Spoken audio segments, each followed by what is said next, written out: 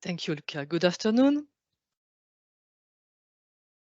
So I'm going to talk about the migration to link open data, and in the first part, the replacement of the old platform called Ramon, what we have migrated, why and where. In the second part of the presentation, I will introduce the state of the play of what we have migrated, the tools we are using, and the data modeling and the standardization, and the platform for the dissemination as link open data. And in the last part, I will present the benefits for exposing classification as link open data. So Ramon is the name of the former platform of Eurostat for disseminating the reference and management of nomenclature. And it was phased out in June this year. So what did Ramon contain? It contained the statistical classification developed and disseminated by Eurostat, but also classification from third parties. So in most of time, the classification were simply replicated in the database. It contained the correspondence table between the classification, the standard code list used in the Eurostat reference database into dissemination, some specialized glossaries, it was called CODET for concept and definition, and a catalog of statistical metadata such as standards and methodologies. So in Ramon, the application of the FAIR principle was limited. In terms of accessibility, Ramon provided access to HTML pages via the URL of the pages, and the classification were displayed in a hierarchical view. The findability was limited. You could only search by classification code. And also the representation of the content was conceptually harmonized, following GESIM or the Neuchâtel model, but not technically standardized. So we didn't follow a technical definition of the properties. And the last point is the reusability. We offer a different file in different formats attached to the classification, sometimes open, sometimes proprietary, and also linked to a third-party website, for example, linked to the UNSD. The interoperability is in Ramon was restricted. The classification and the correspondence were not at all interoperable. For example, the mapping was available in a structure file in Excel or CSV. In the file, we apply different headings across the different versions of the classification. And the mapping was based on different keys, sometimes the classification code or the key. So the main issue was the missing leading 0 or the different code or ID across the classification series. And the last very important point, so we had the correspondence in an Excel sheet, but without context about the source and the target. So for instance, the semantics of the code was not accessible. So we decided to modernize the way for the dissemination of the structural metadata. We selected new dissemination channels compliant to the FAIR principle and available in open standards and formats such as SDMX, XML, and RDF. So this is a table summarizing the new dissemination channels. So in the first column, you will find the dissemination as link open data. In the second column, the dissemination in the SDMX registry. And the last one, the dissemination of the archives of Ramon. So for instance, all the statistical classification used for the production of European statistics are disseminated as link open data. The archive from Ramon have been transformed into SDMX in the SDMX registry, and the additional files are available for download from the repository Circa BC. The correspondence table between LOD classification are disseminated as obviously link open data, and the previous correspondence from Ramon in the SDMX registry, and all the file to download in the Circa BC repository. The standard code list into dissemination are all available in the SDMX registry, which is now the official repository for the standard code list. The glossaries, we are publishing a selection of glossaries as link open data. So now we have the ESSS quality glossary, and the former coded database has been uploaded in the registry. For the metadata catalog, we have also transformed a selection of catalog as link open data, such as the European Business Statistic Manual and the standards.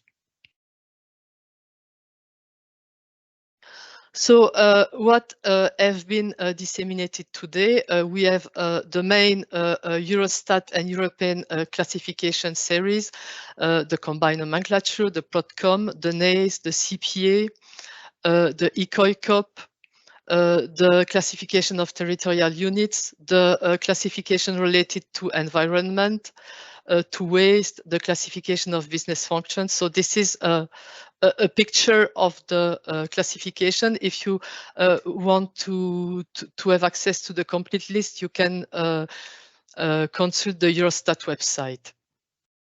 Then we have also the metadata catalog, the business statistic manual, the glossary, and the catalog of standards, and some code list reuse linked to the classification, such as the units, the production units, and the waste categories.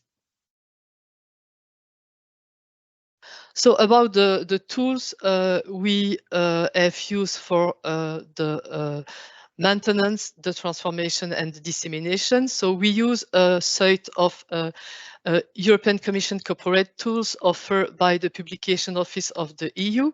So the first part is, the first tool is Workbench. So this is an open source used for the transformation of the structured content into RDF. And so the content on the Eurostat business unit, and what we do, we upload the data into Workbench, we transform the data, the structure into RDF. And once the data have been validated by the business unit, we immediately disseminate the data set in ShowVoc, which is the companion of Workbench for the visualization of the RDF content.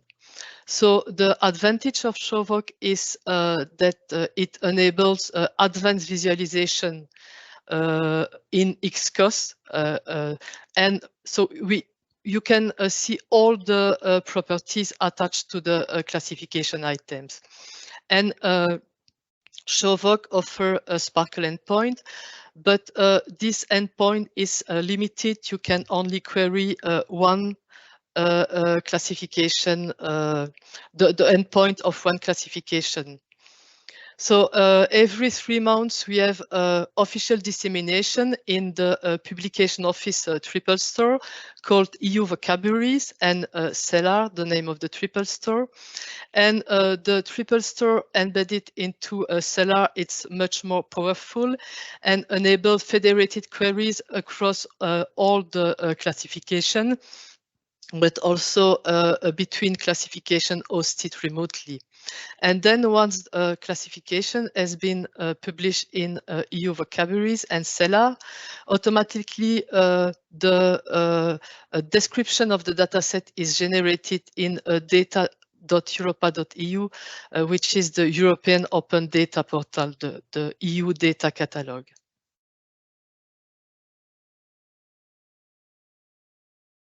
So yes, it is a here slide presenting the differences between SHOVOC and CELA.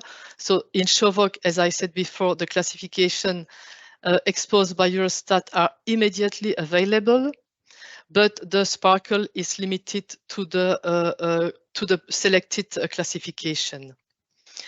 While in EU vocabularies, the Sparkle endpoint enable remote federated queries and offer Cellar endpoint and API with generated URL. This is a screenshot of the content, so the full description display exposed in SHOVOC and the limited description in CELA. So in EU vocabularies, the content is limited to the basic properties. In terms of data modeling and standardization, we follow SCOS, which is the simple knowledge organization system, a data model used for modeling control vocabularies such as taxonomies, code list, thesaurus, and we extendly apply the extension of SCOS, XCOS, dedicated for the representation of statistical classification. And I would like to mention the XCOS best practices, which is in fact our cookbook. The best practices had been issued in July 2023. That's a mistake this year. And the document was in draft until the end of November. So this document is really, really important for us. And we also applied the DCAT and DCAT AP for the description of the classification in Open Data Catalog. And for some object, such as the description of the standard or the methodology, we follow the CORS, the Core Ontology for Official Statistics, which is in fact a ModernStats standard. So for the transformation of our classification, we have defined a unique resource identifier in the domain data.europa.eu. And for each classification series, we assign a random identifier. Here you see that UX2 is the identifier for the NACE, EHL for the CPA. And each type of resource inside the classification has its own URI. So the first example is the URI for the NACE version 2.1. Then we have a second example of a code item from the NACE. And the third example is relating to a level in the NACE classification, which is here a section.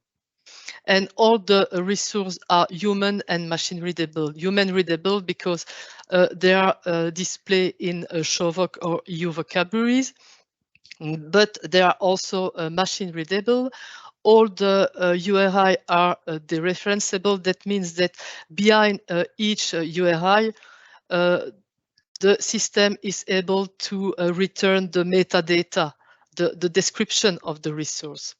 And all the URI, all the resources are accessible via the Sparkle endpoint.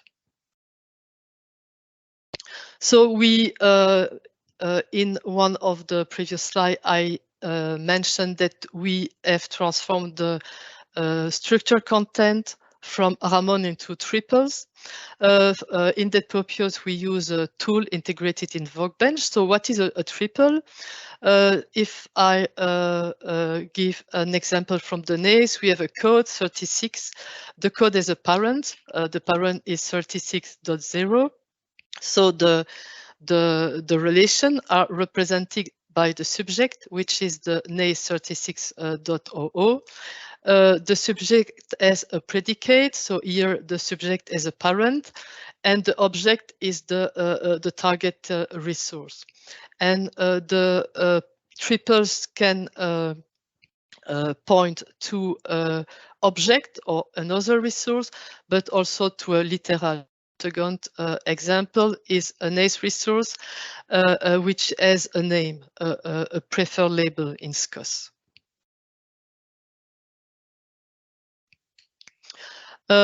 We set up mapping, linking between the persistent identifier. So we are linking the resource in between classification in correspondence table, and the real advantage is that we can access the semantics of the source and of the target because the URI are dereferenceable.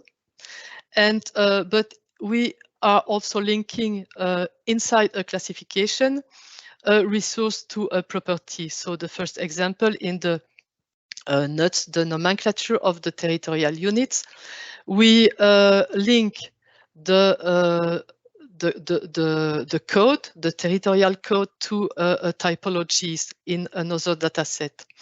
Or in the combined nomenclature, we can link goods to its supplementary units.